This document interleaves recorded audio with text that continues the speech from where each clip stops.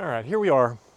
I got to the gate part of it, and I've gone through the gate, as you can see here, and I have put in a whole bunch of deck screws around all the support beams, across all the diagonal boards that we discussed earlier, which I can show you here.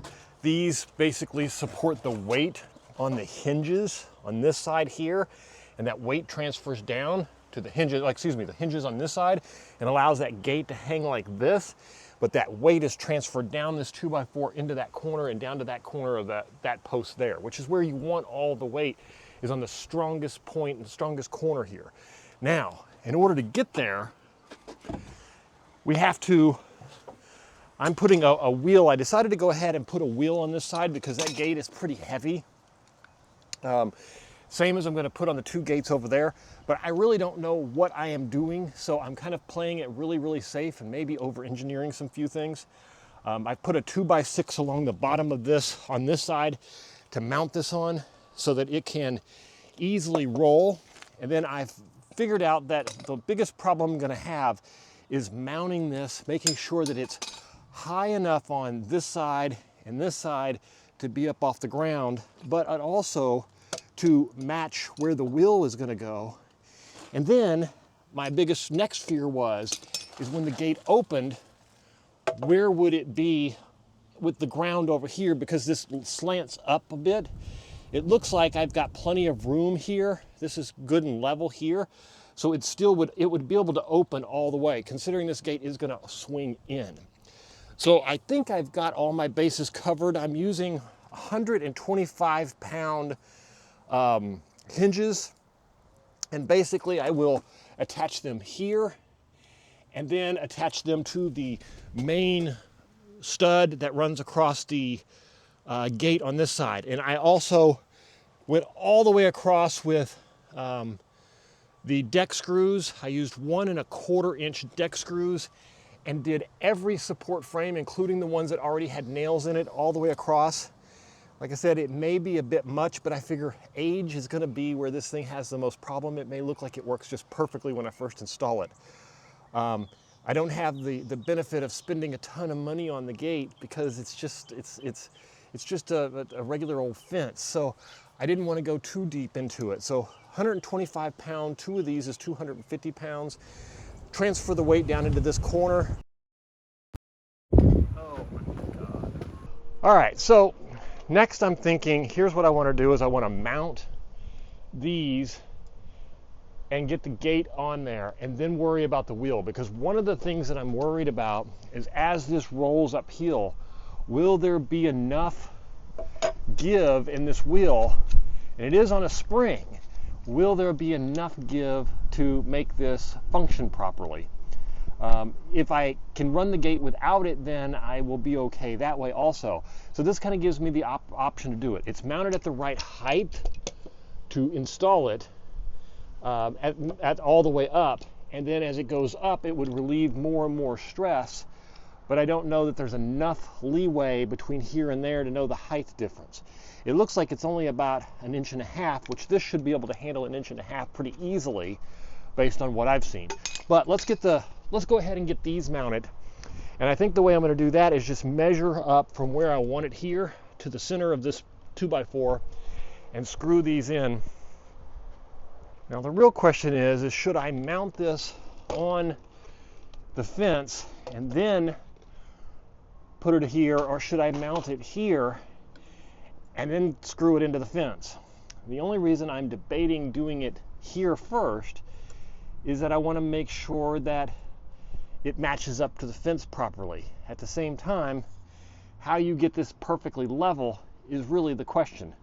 I could use the 2 center screws here and draw that out and do it that way if I did it on the fence, which might be even a better option.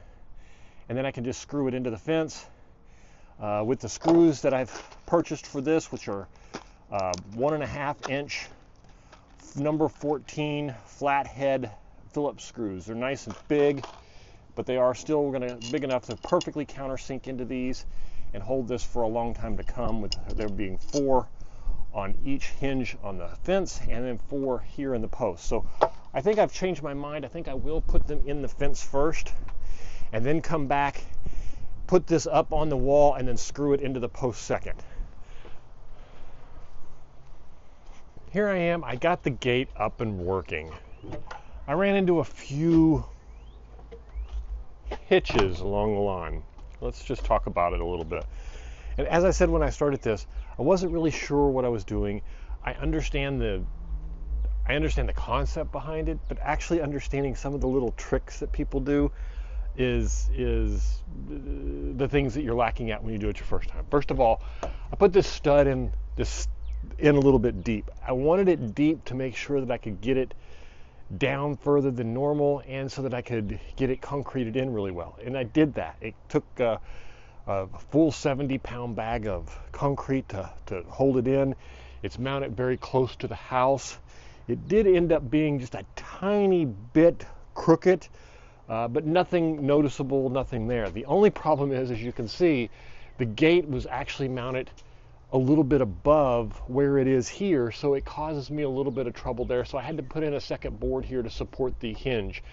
I'm not totally sure I am happy with that, and I may even countersink some long screws down this way to give it that attachment to that. Right now I put a bunch of screws in the deck screws along the front to hold this here, and it is 3 screws into the main board on this side. So it seems like it's holding. It's got plenty of support. It's plenty strong, so not really an issue. Now the gate is extremely heavy, and that's why I thought I was going to have a wheel on it.